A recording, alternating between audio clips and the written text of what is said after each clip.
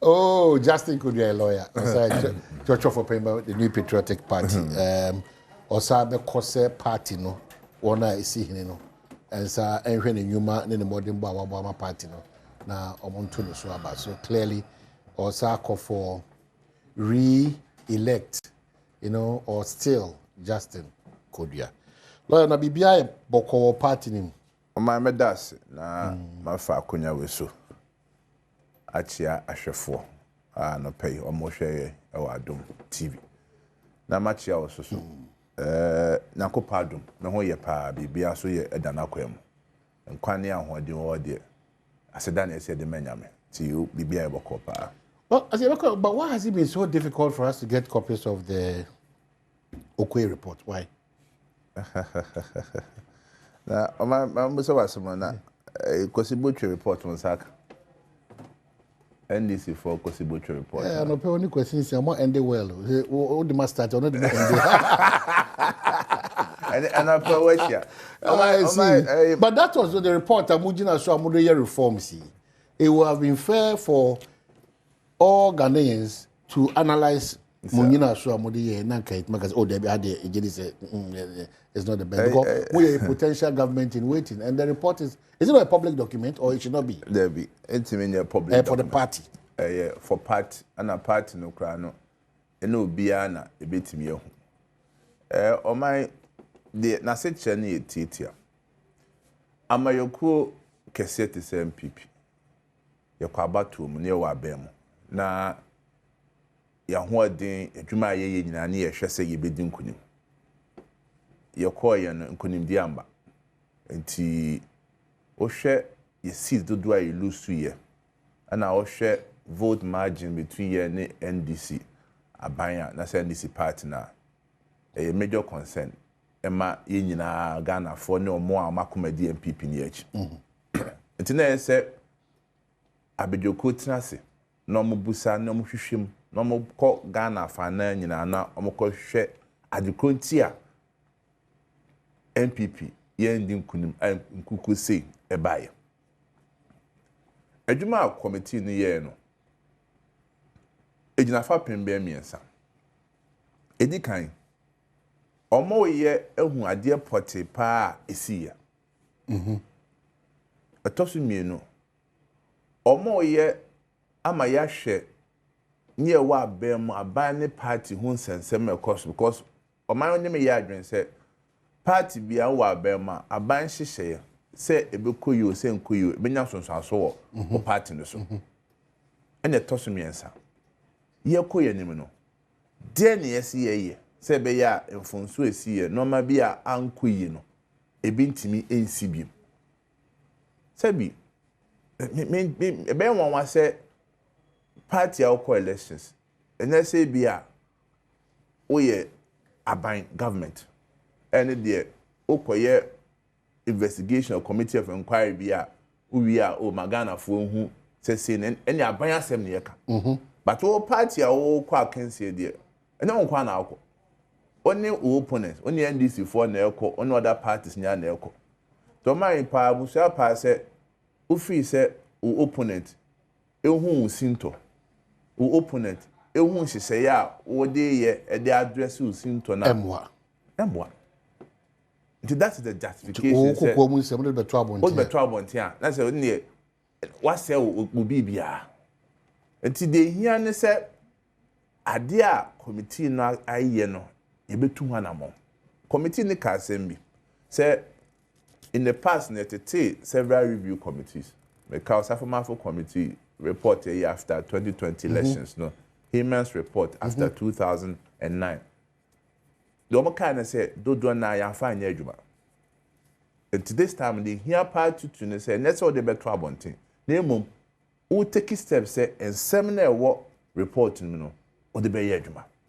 And I'm happy to say, normal committee in the Kenya, ya shas ya, you implement in the same command cost. Okay, so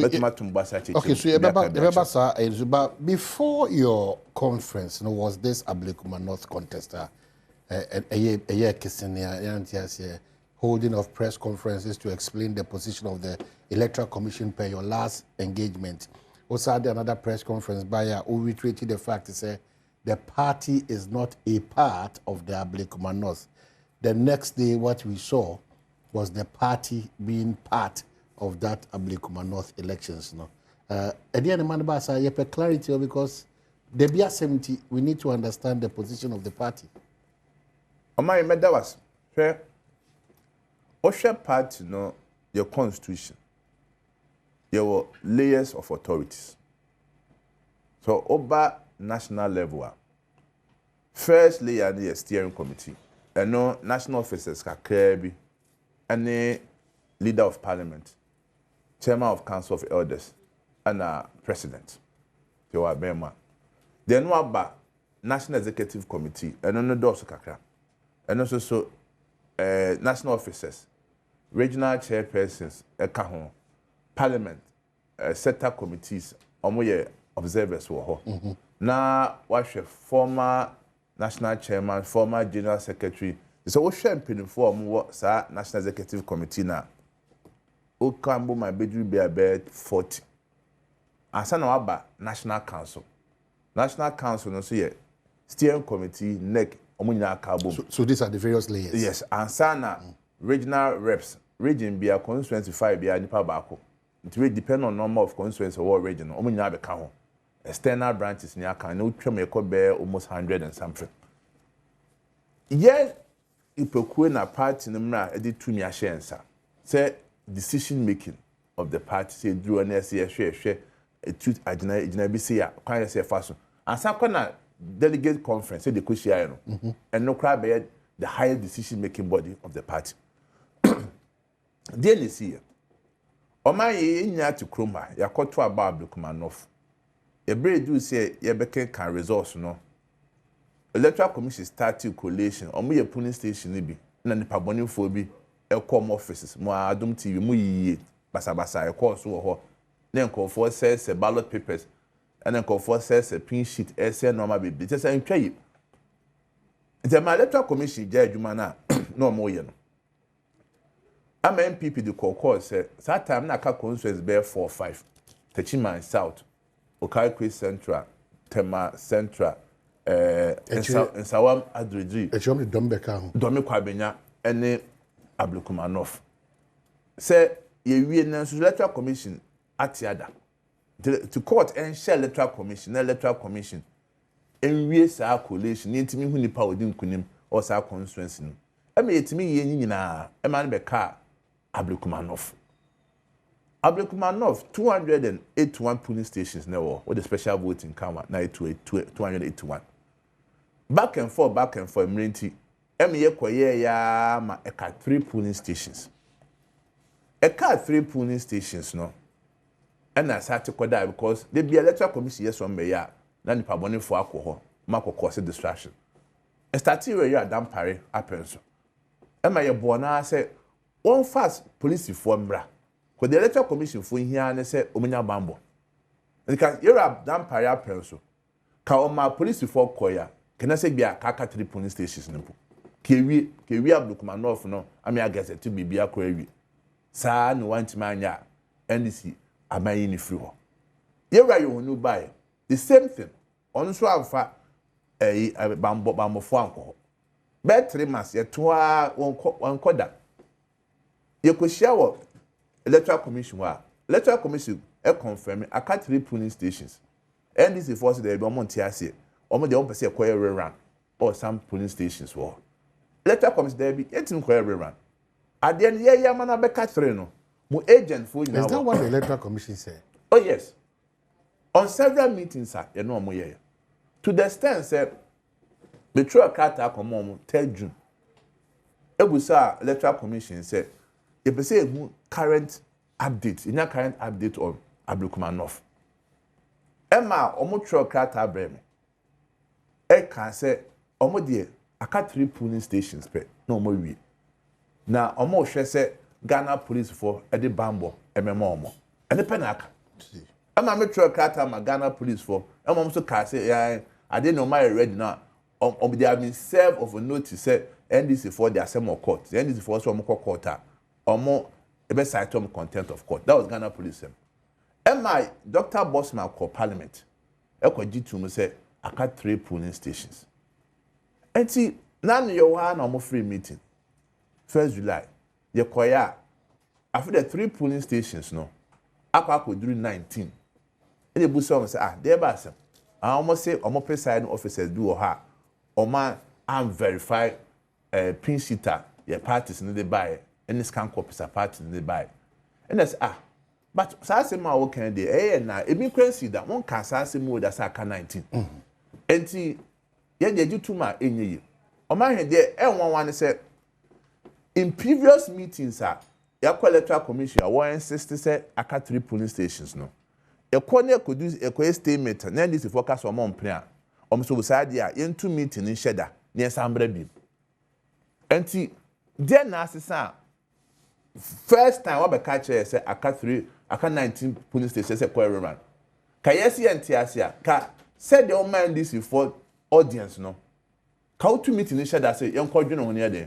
yen Sambra bi but all my opportunity no ade chin ya say what the release aba 19 polling stations yen kwato aba wo and then NPP it's not say say bi o man kwase ebo ya say ya to aba 281 polling stations na NPP yet must scan your PCT now of all the 281 polling stations e wo ho na yenim se yedi nkunim be 414 votes na nipa bone ni na wonu se wodi nkukuo no wakwashi electoral commission ballot papers collation center ho omo cause chaos omo cause disruption say be man menim say di ositi o kanokre busa won say the party ben pa na edi nkunima obakwashi ballot papers obaka se kwose pin sheet obaka se bre electoral commission be so e coalition bia no asman call for some to asem but police for have they found out sir nipaku ne kodi say adwuma na police for nipaku mu di say adwuma no but omintime nyo mo hwe because any pakuo no o ma ban na wo so it cannot be entirely correct because just say na moye there that will be the response you give me but I'm saying say police for ABC na no pay omo hunu sa nipa about obrom kodi say to trust them na me say o ma he police for nipa kro mo kodi say to trust them no then so omintime nyo ho hwe do you know nkonform ko say to trust them me say NDC for o ma he enim nipa mo ko say ade no Ghana Police Service mo hwe me mo nim perform kodi say but do you know as a matter of fact omo kodi say adwuma me say mo am TV Adom TV mo yiye o pa yembo playback electoral commission office omo a na omo to trasem e wo ho no o pa mo bo a obi abehu omo okay so me busa we because the police ababonten say they are now analyzing nano da to trasem e course no video na e call omo onsa kana to get to the perpetrators.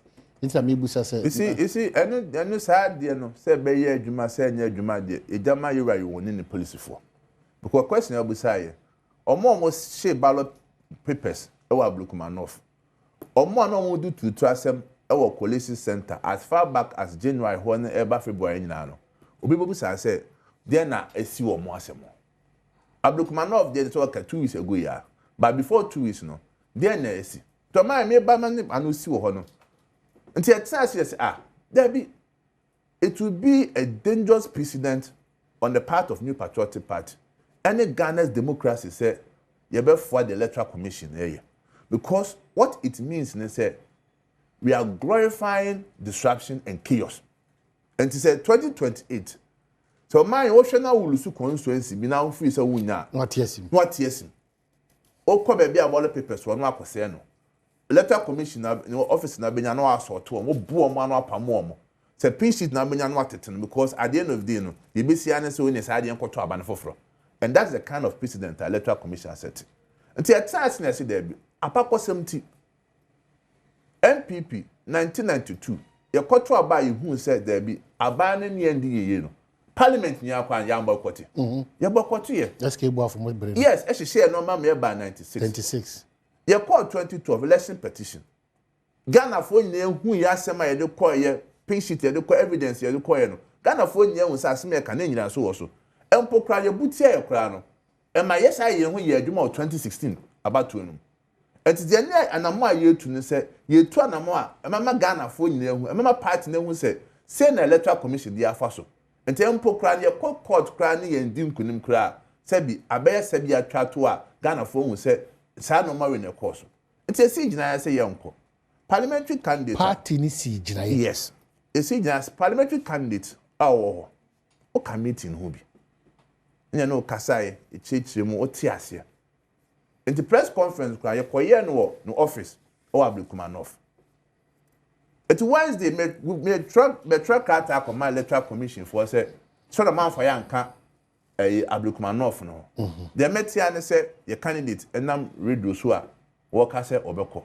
Now when na party for e be MPs. E bi kra no e be so metu frank ama party no.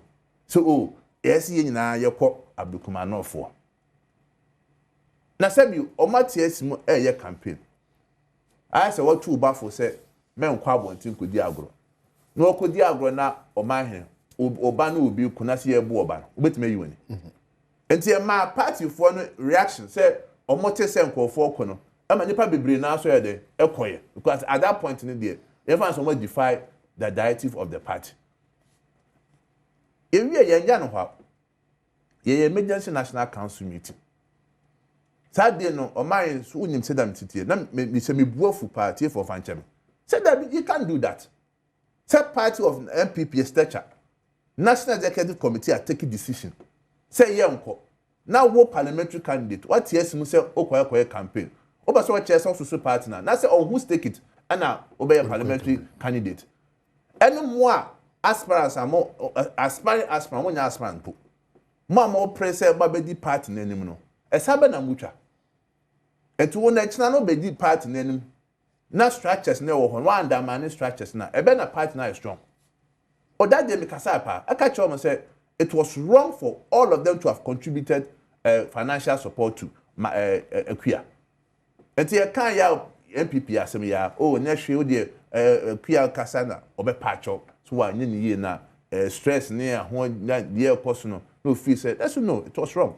But party asem do na so apacho de yen hwe na yen mo no kokko aspirants na mo aspirant ne MP for nkofo bi a omko support no nyina no wo de yen hwe na yen form manek na nek no om kasa ne nkwohwe wo ene se de besia but my me the way was her point with obi anti asese o ye party ne on so party no obi anti asese obi a wo MPP eso ti ase se 1992 Mpensenpensenmu be di party nanim April kwa so me di party nanim a sebi no mo nya sakrase yo no mo nimdie krase ye Dr. Sebi mo safo dumo ye bo mu di Professor Du Bois mo omo kra be di party nanim time the party mra eye adwuma ye kwa 96 JH Mensam nyina ba besin aboko but at no point in time ono bi ka se bi mo nimdie say party na se mo ska say party nti party ni kasa yan fa nya adwuma ene social media ba wiasem ene sa Facebook ni sa no man nti obi asori ana oka de ende and unfortunate for us baby ejina no true because of sa internal elections a ebe koso no nti asem no kra no eba no man hwe wo ka nipa ne ntra se hwe se asem akogenya secretary kan ebe boa party no na mom wo hwe baby ogina se ade a wo kan ebe kwa ma me candidate ana se enko ma me candidate na se ogina secretary no kra me pese mitu no nti sa ade asem o ka no mitutum enkyene mboto kro wom se be ya me ngu nanim ase eti sa no mani nya no ye the warning ama party for no more press o me di party nanim say you must respect yourself, you must respect the structures of the party say be ya bo hu se ekyene bi no be di party nanim a sa structures na undermine so undermine na ba obi su be obi. Okay, so if you've just joined us, General Secretary for the New Patriotic Party, era Justin Frimpong Kodua, lawyer, and Yenene and Komo Ewan saying, a lot of your text messages, but quickly, my main wish, a year, minwe yako kesepa techi mensa Central Region for Church for Yakasede, a radiator suffer Nehokeni, Chinami Adma. Saturday a day named 26th of July 2025 at Nebetum Pemo St. Anthony Catholic Church, Agona Swedro, no 9 a weekend way, young Konyanko tie in your attachments in a chi, a brand who can miss comfort. Ampa, a radiatonsa, a day afreno. A fee, a year no, and she share and Cassidy, a because of St. Anthony Catholic Church, Agnos Redru, 1 p.m. None the question than no ya call and Nasia Sumo, St. Anthony Catholic Church, Aguna Swedru. A Bushnaba says, Shia, Aguna Swedru, Kosiadana, a year 1 p.m. No more timedi in Kitao.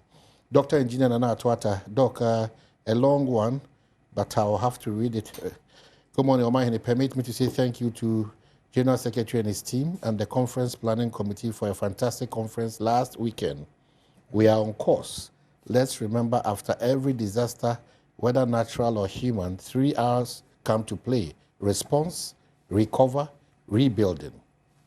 After the 2024 elections disaster, the NPP as a party recovered from what went wrong by engaging party members. Recovered through the process of Mike Okwe report, among others. Now is the time to rebuild, a long-term strategy for Victory 2028. Let us come together to rebuild in unity.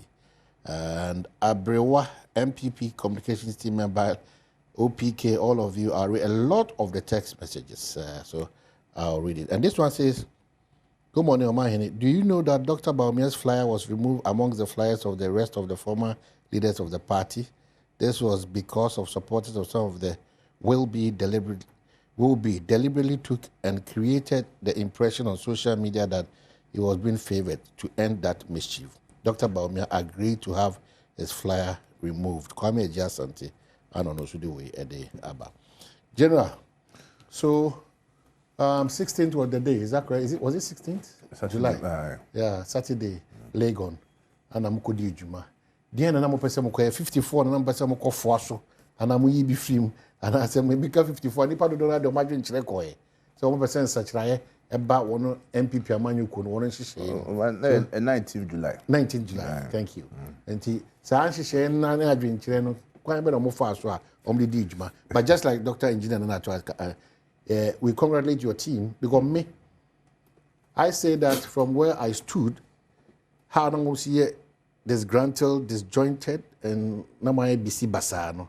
I expected a certain chaotic incident there, but I mentioned the more multi behave within the confines of a more share my baby community. Congratulations, but I didn't know person Monsaka or Honum.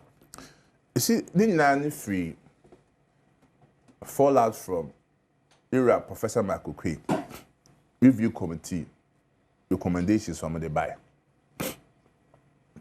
We are through 2022. Part no ekoshia okumas na kepese ye sakra bi o your constitution ntimi anye na yete amendment committee a lawyer Fan Davis dan no say omon hwe Professor Michael Quay the report no and recommendation the fa constitution no 2022 the ekoye okumas a afenyo committee o ma ye ntimi anye wo ho any ankra proposals o ma de aba any committee na asan hwe constitution no baby e say realignment bi bem no na o mebeboa. Into my omotas ye ni no in line with your party constitution no at least in your 300 proposals are then go for the abase on percent ye hwe na ye ho adwuma ba man ne me ya adwen say yetim ko tena say ye ko ye 300 proposals on amendment to and e bu also necessary e bu na the same fin the bu also implementation na intimi nya adwuma enti on keka ne nyina bom na you grouping it into motions. Some motions no and they 56 motions. Then Nana said, on my party leadership, Sebi in Kuku Ebahan and Yed. Yenano Biara who be able to him. And the name said, a Juma a day nim 2028 no. On my Ejuma Kessia. More beyond direct, said, oh, young Crawford and Twaba until 2028 no, on best Rabba Twaba Keke. And Mobian Adrian. Mobian Adrian, sir. What be show to me so 2024 you lose CFS and Crawford and Twaba and San Norman until 2028 on Babetuno. And that's sanity, and no rocket science. As a whole part now, to an amombi. Now, it did kind of and Crawford who said, when you are brace up to me. and a toss with him. As all she shall no my phone say, Pat na ya kono asundwe wom. It is our steps here you taking in and say, the can see fee. And to share motions are do na wo nyina no is aimed at addressing several problems you are professor by kukwemu hu ye omo rounds. And a toss with him Emma part na stronger say emponyame boana 2028 winia ye wa bem kra de na Emma part na gina so say bi enkoye say bi abani twifa party no so. And a toss with me ensa communication. Ade ba ko a edi enya o 2024 elections no I di to me your communication. If you say o wa bem a enye din a opposition party ne de obeka nsema to so obetwa ntwa to so if it's or no he has nothing to lose. 2 million wope. One e kan so be you ano. Nti edi to me say do be na communication why dey. Nti ye ko ye nim no ese wonya a very resolute communication directorate or strategy a ebetima abo ama party no. The same motion 56 na eko ho nyina no. One ya address apathy. Hwe o my dear ya wo NPP mu until say ye passes emotions ne say can you imagine say obi aye MP our constituency 20 years maybe 24 years 16 years so if your corporate prime is no lusu or na say bia wan engineer bi ma in terms of party structure party activities oni chefa bia won bi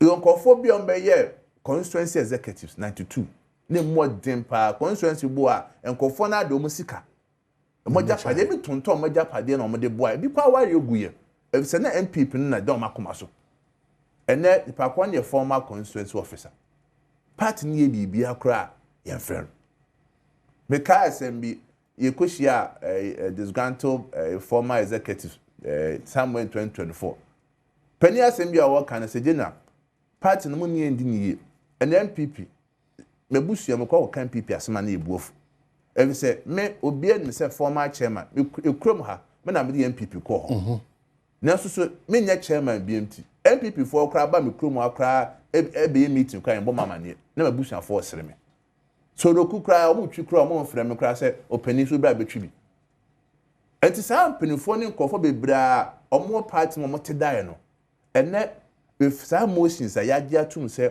ye ma all former constituency executives abeto abani bi no at least it has given them some level of recognition bi amamo won say oh ene kra the NPP kwa kushia koto aba meka hu bi nti amagidie bi amagidie ba say na kwa ne bufuo kra wo ma because I've been recognized and the moment and if I come back to presidential ni bi or to parliamentary ni bi no indirectly or directly he's bound to be part of the party activities. Then to the extent say apart from even former MPs crano the former parliamentary candidates in account obi ko price o ko gina say be ogina MPP anemu say be to no so abakwa ma be mra she be nyani a wo nya crano e don account your constituency bi wa o man me ya adwen say until semirak besi MPP ntimi we need that sa na constituency bi wa to semirak besi and this ntimi we need that but your nkofo bi o ma your parliamentary candidates be 2 terms 3 terms 4 terms ade bia na penipa kwa mo akogina ho a obi aso o ha de me nko because mkogina kwa de menya na so sunu nkofo nsore kogina ma party no empo opposition kwa no o de party fo nya na nam omokọ yi a oyibi omokọ aware a oyibi bibia no ka ho such a person no ene o ye delegate a obetima koto aba ne bi na presidential ene kwa inspire nkofo no ema mo ye adwuma yi it is our motions of course 56 no only 2 pe na delegate conference no e reject here 2 no me anopa no me di nkomo ba ko bi hu ba di pa me nim se emabunu die na is it emabunu die no 35 to 40 is that correct? Any motion 54 because the anopa na di nkomo still go in talk about pa o I don't know because in fact the current national youth organizer vehemently opposed the age bracket normally by 340 and 35 or feels very very unfair and any support and the senior admin say the national youth organizer mo can support one pa tinsa no ni na speaker bi pa because I'm so interested if you say o hwe Ghana Mayo Kua or Mayo Sema. Pablo or Cobese. What's that 40? 40 could be 50 crown. On your national to But you cannot compare how much share to that of the NDC. Yeah, sure. And this is the system now. So, I want to know what I can see. I say, then time Cobo under 17. Yeah. Now, Kofa, Penphobia, the 22, 23, 24. Yeah. Now, rock of 14 years, for 16 years. And the party that says, Sam motion with you. And idea, a bay. And they said, a question, yeah. Party no do na reject and I'm watching 17 she show on say polling station elections na some motion dey many proposals for na yadwen omo you propose some motion but na you say a bed din pa say delegates na be atum because 2 minutes I 2 minutes crown and they say only say polling station elections constituency executives and a supervise a conduct. Tibayesu who said there's a bit of conflict of interest because all kwa share obi oba to swaba. Say bi kwa share o man so international say uko share mu obi a no beto abati a no aba be executive. Yeah. And nam said you who said there be an tension polling station about to mu and we be you free your foreign county sadia yan fama regional executive committee. Omo need direct relations with polling station for. Now come mom enkwhwe. Say be a conflict of interest no. Emba. Now so say ja omo na do so ho. Enti no say no e drew motion 17 no. When yan reading no crowd but no. Just enti ase. And they say no so amfa but that Kenya sa 54 motions ni na no. E ko kama they say ebe strengthen party and ye special delegates were okay sir we got 20 per 5 they got to 5 no and no say be we share na bakosema if 2007 so you are going to encourage every person them sent na say vetting committee ye be I say a very strong vetting committee no be akeke no say constitutional membership ni be chairperson of some standing committees of a national council, a member of the vetting committee, and the part 3 be the account. But the best say sa committee na dwuma me no. Enko ye fifia nim adwuma. Enko form da so empini form nim de. Te nipa no ba no begina monima. No person be 2 franc a ye nka so yesi obi a begina bi nti. Obi a. Sabi NPP party no e wa bakosem. Ye were tradition, your ideology. The pani be about him catch the wujaf na abotre. Baby edru de endru so. Ni kwa so ba between try and them ebeka so ba begina because NPP party ne de say na yeko. Na 2 enya na me no nua obi e kan wasem. Obi de otwa boato. Obi de o say obi obe na age so begina bia at least untwa 5 million across board to have a serious face to the president to show say we are Bema with my raising funds for the party. I think all the parties should consider something that will serve as enough. But the other argument is that the ministry council semi qualified ministry council is that the way to cut me off? Politics and say no we can kwana dey aboafo so omo gidie nkwade that's it. And some no money I say tighten loose ends na when you making sure say before so man hin castle ba be NPP anim no will be able to mobilize resources o sa onim de na say they are all canon or sa charisma no betime di part na anim awo o te part na bakosem onase obe di part na anim on te part in history oni part na bakosem te chinchina and now say man hu ofenti a wo gya onti ye man beto so aba yes sa na say ni sa na kwese ye di sa no mani nyina no vetting committee ni be hwe di sa special delegate in there part no eye eno so afro and party nasa kase at all times the leader of the party is the chairman bibia channel so I want not the confusion what say it be say flag bearer so be say president it will be say constitution say dan kan one separate but circumstances be abedru bia depending on say what abem depending say where you flag bearer and it say be a leader no until they say there are clear at all points say the leader of the party is the chairman and after so on one best chair campaign team no oh yes ntina say bia chairman or hot near coffee be so medicine and chairman of the campaign team in San Omadebi. And he is a way ye pajama party in your wedding. So be you are carrying the party alone. One team can say my back and party found. Decide issues, no problems. If it change never any idea, party are solving in your say, you're queer. You do something. So how have you dealt with matters of indiscipline? How have you dealt with it? Indiscipline. You see, discipline in the party. Oh my, and Comobia a very tricky. You say, oh, I didn't know quite. It's not the fatter. And the reason, and maybe any decision I also take as a leader. And I want to mean you don't crying also to two crying. As a leader, be who gauge now, say, what is the mood of the party? And now my own name is say, and now oko social media. And to quite a cost in if presidential prime minister. We to manuwe. Now we saw to manuwe. And then Twitter, Facebook, Obu cry a party structure no crowd, executive crab. Now so who say, I got Facebook so, I got Twitter so, no too many party in penny for. Now penny for the be title for so to manu.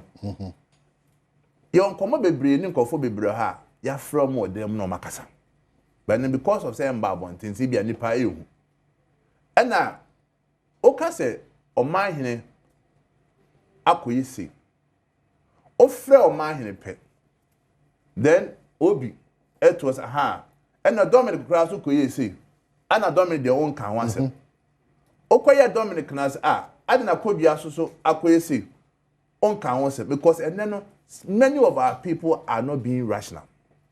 They are being sentimental, emotional because of where they stand.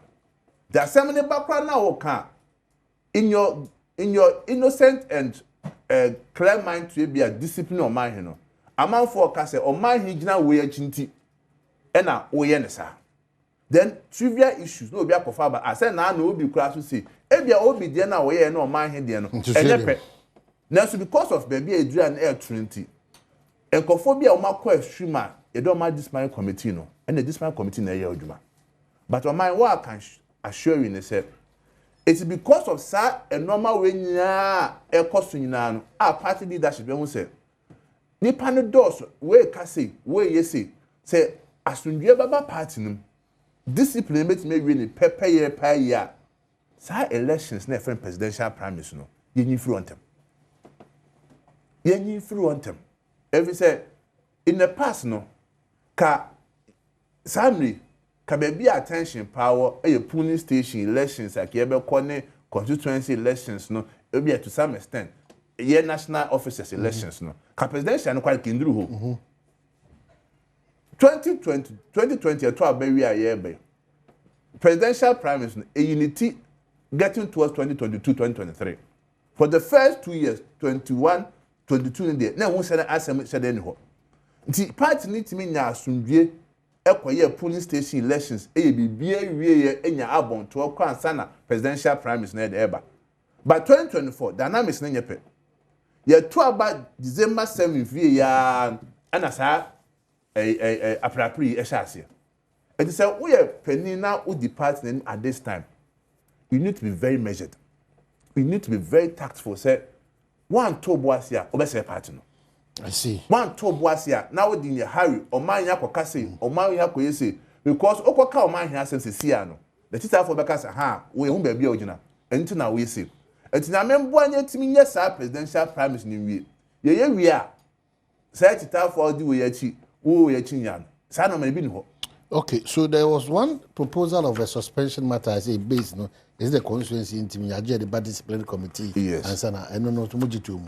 And to Mujitum, now, or not, near but Omoyam so with it. Yenjan see ya. And then the tenant said, is to check, sir, arbitrary use of powers, what base was and kind of constituency level. Bia, your Pibia, ye. Sir, article back of constitution, a cassette, things at 310.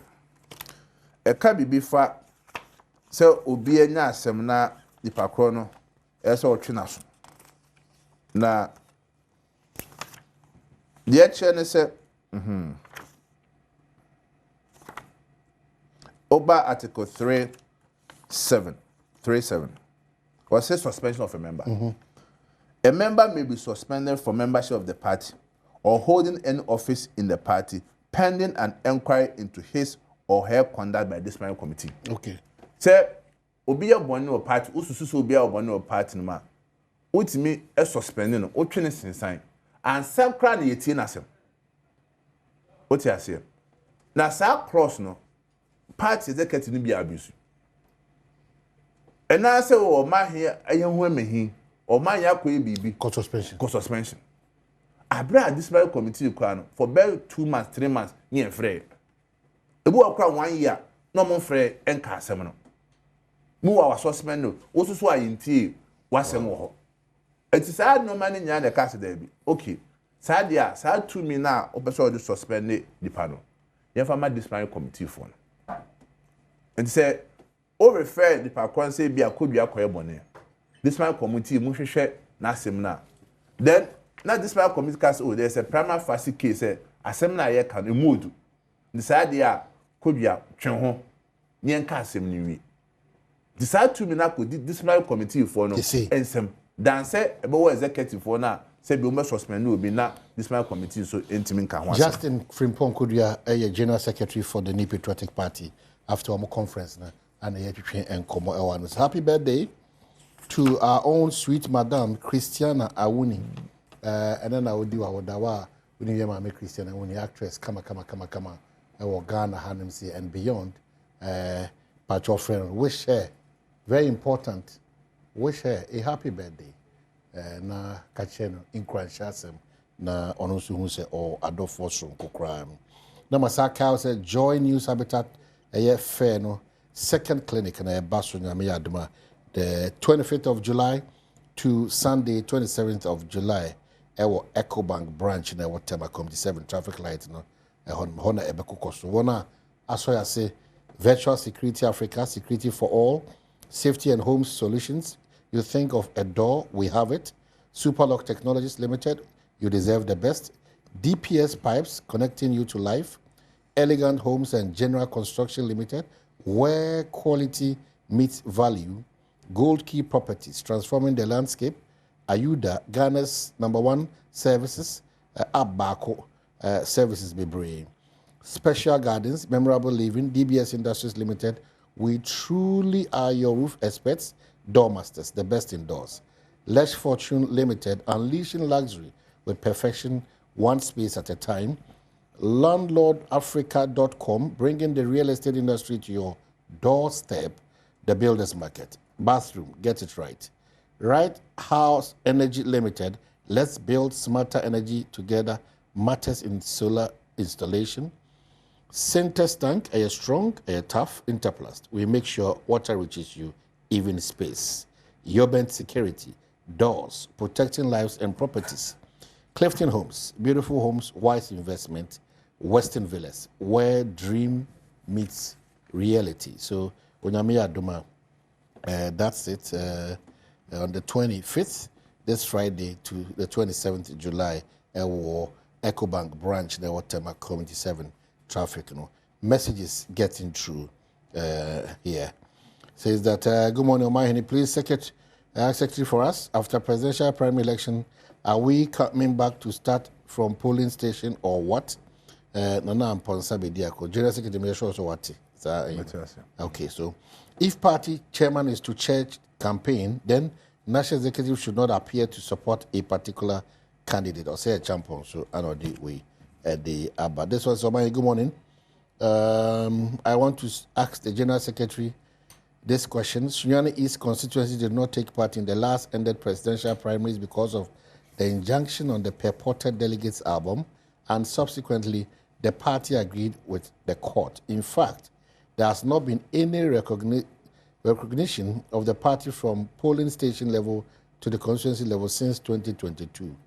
This resulted in our loss of the parliamentary seat in the 2024 elections because of the manipulations.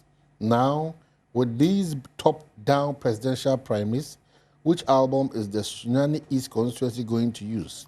And when is Sunyani East Reorganization coming to partake in the upcoming presidential primaries? General Student is what's the challenge? Because I'll be very surprised because maybe general secretary na issue ho na asem no court. Am court ebuai say yenye rerun or some polling stations are court no e kan wasem. I think he said almost about 400 and over 400 positions our polling station. The deputy general secretary on the Western North chairman for me a 3-member committee share. Yes, I elections no. Emi tuaba enema honorable chairman. Etimi ko gina 2024 as a parliamentary candidate. I'll be surprised say we be case issue. The court ne e kan no. Ya de ye adwuma ye move kwa ye koye nima ye ko election this year we seats no. Until omo tuaba ma yura chairman as parliamentary candidate.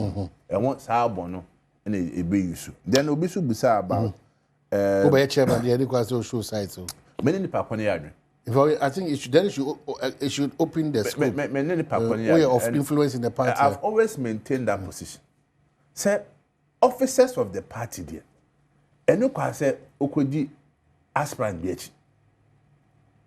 If you say, one year referee, you real crowd one about baby soon now, so I need to be here. It was my imagine, say, we're chairman of the party. Now, where you were Makodi aspirant age, now be a co-winning. Then constitution is say when I leader of the party, no be not chance say but chair the meeting no. There will be suspicion, there will be mistrust. And see many pakone adwen pa say it's a lesson for all of us. Say obia o person we gina bia for national position bia we bia. Don't align yourself with any of the aspirants. Say be we no obetimi. Then bako kan about Kwame the better about in the presidential prime minister. Date near January 31st. And now say amendment or your constitution. You say in him say all former constituency executives better abanibi. All former members of parliament, all former parliamentary candidates, all former MMDCs, all former card ministers, deputy ministers. Then external branch. Your former executives in our so able to be that branch executives. Any all executives or more say a can be. Sanko for there, or my clear in the moment. And now said Era Fan Davis moves from the Bayern, almost say increase polling station from 5 to 7.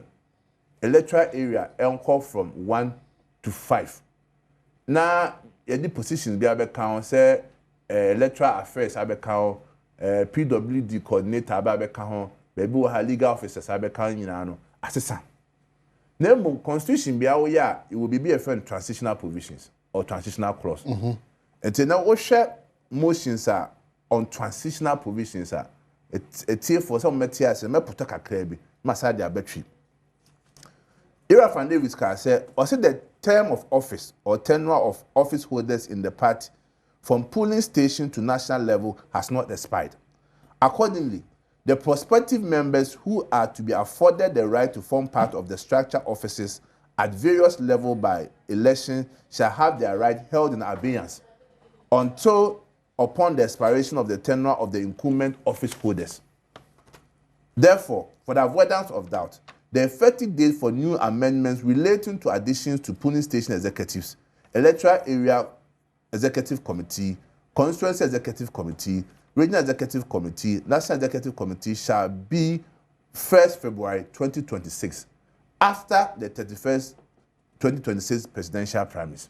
Okay. To the other channel said, yes, party now your constitution, there are amendment be very.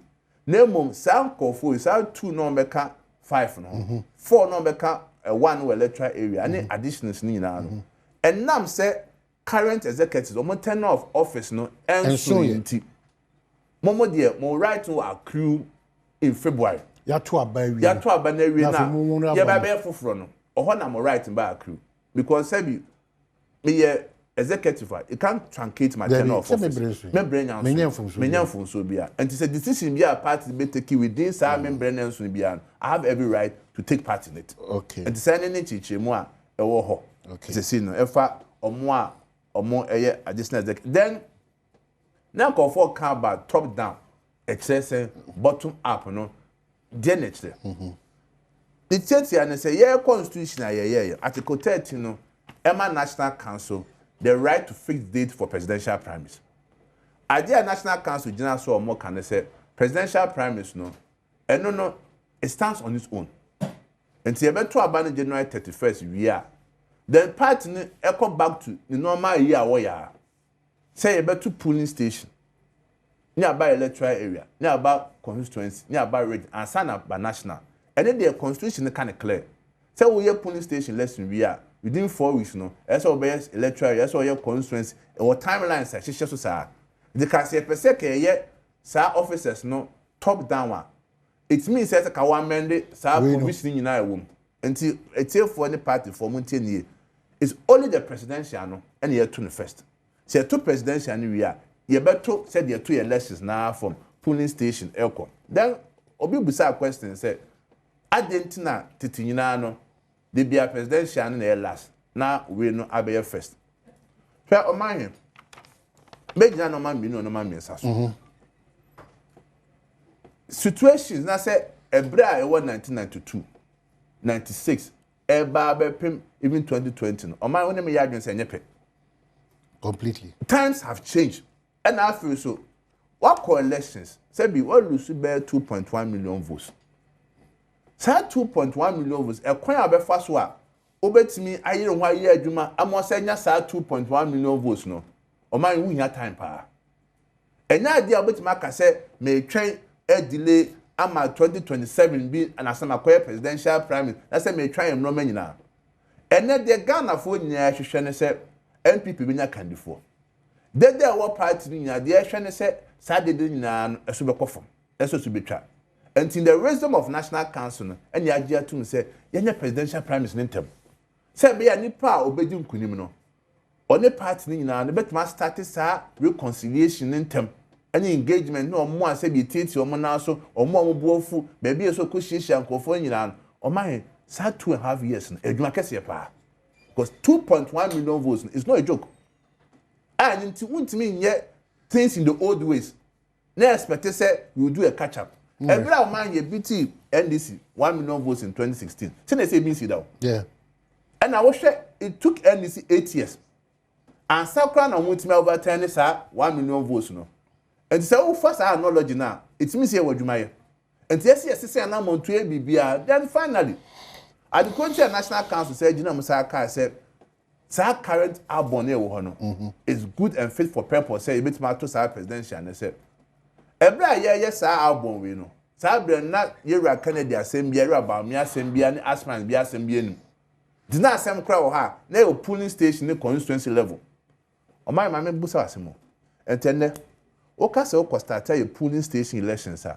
Asman no to metro. Okay, so General, I mean that was just roll it for me now. CSC International, Pamcho, Asema, or say, Monhena, Monkotai, Ebusian Forchi. In fact, the whole world, the crowd, baby, just a toy, baby, me and Sape. You know, if you go to Asamanka, say that's the history. Lodi Kanka Tongues, 1932. You know, Open Kwao, CSC of Penipa, Leba. Madam Mercy Atinwo Oredu, 95 years. Anti Mata Eradiaton Safreno. Tia no shisheno. Memen Fiada Memendan request that we never coso a war. Kwao Yabua, Apostolic Church International, Kwao Yabua, Eka Kwao Yabua, Wasamankasi, Ubia, Ubompai Biano Unimho, Yankotai CSC International for Chi. Asofo Kukudama was CSC in Ababatai. Ye mammy radiaton safreni, Babatai, Uma Yankotai, ye lady, Madame Mercy, Atinwo, Uredu, do not friend Mata, a bear radiaton safren, 95 years. So important. So as I count down 5, 4, 3, and 2, and 1, the winner for Sika and then 055 0088 *** 0550088 ***. Now, what do you could 1,000 Ghana cedi? It's for you. Manage it well because times are tough. I would have loved that Minenka General Secretary bidding because the performance of this administration is everything to write home about. It's so good, say it's scarce, say Omojune say 2028, probably it's on back. Maybe at the appropriate time we'll look at the performance of the NDC administration under His Excellency John Dramani Mahama. General, thank you so much. All right, that's